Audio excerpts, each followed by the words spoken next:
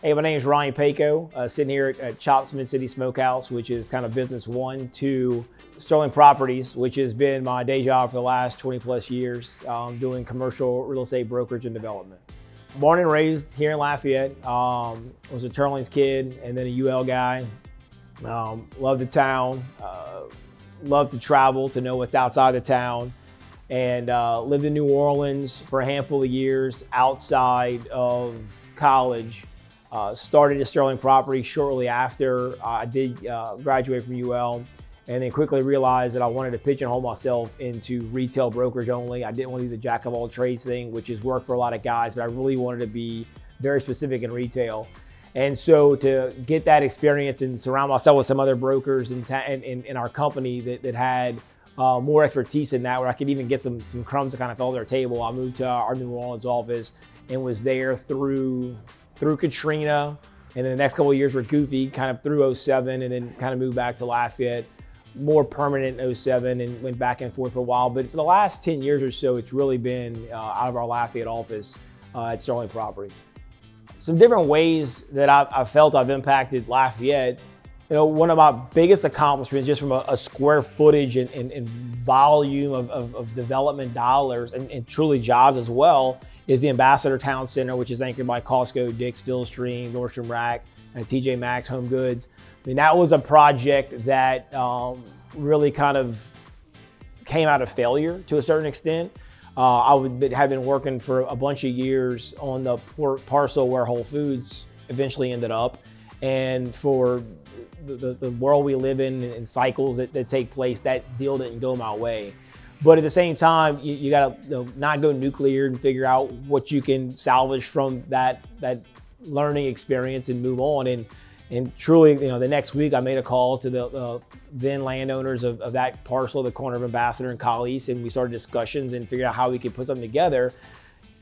3 years later, you're cutting the ribbon, and it was maybe the hardest and most fun and fulfilling 3 years I've had. A lot of rain those years, some tears, some blood, all those things, but that's clearly an impact on this city. And so over the course of all this travel to understand how to be the best retail broker I could be, I like eating and drinking.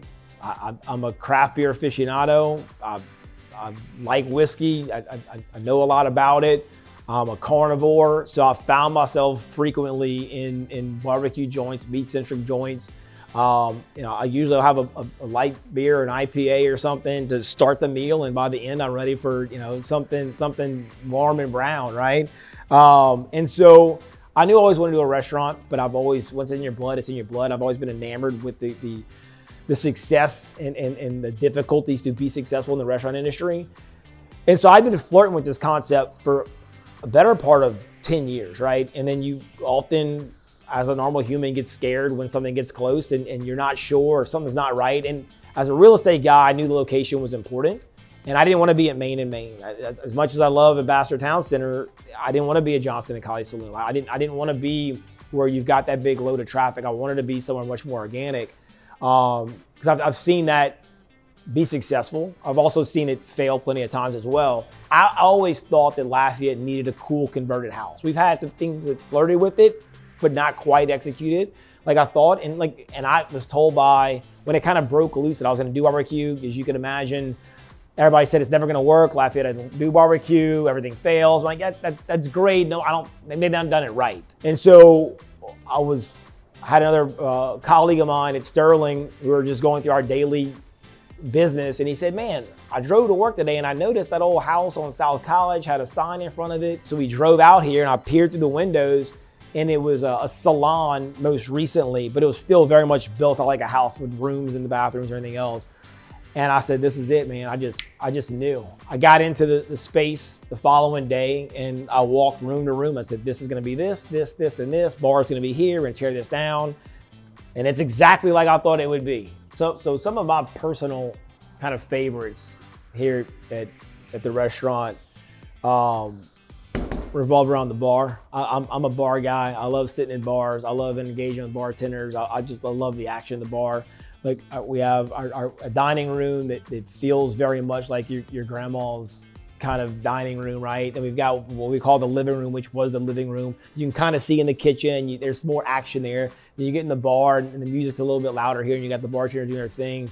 But you know, I'm a craft beer aficionado.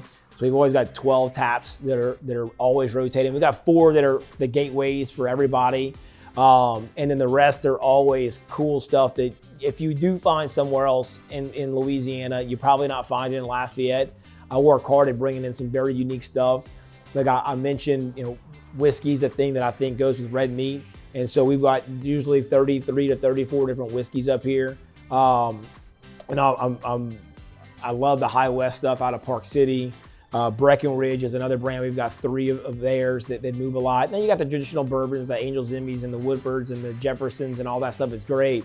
You know, then you start pairing that stuff with our cult favorites, the bacon burn-ins. I mean, people will leave a 5-star review that says bacon, period, burnt, period, ends, period. And they just check out. The cocktail side, I love, man, we sell more smoked fashions than anything else. I did say smoked. We have a smoked margarita with a smoked lemonade, which we actually smoke the simple syrup, which then allows us to kind of play with the cocktails.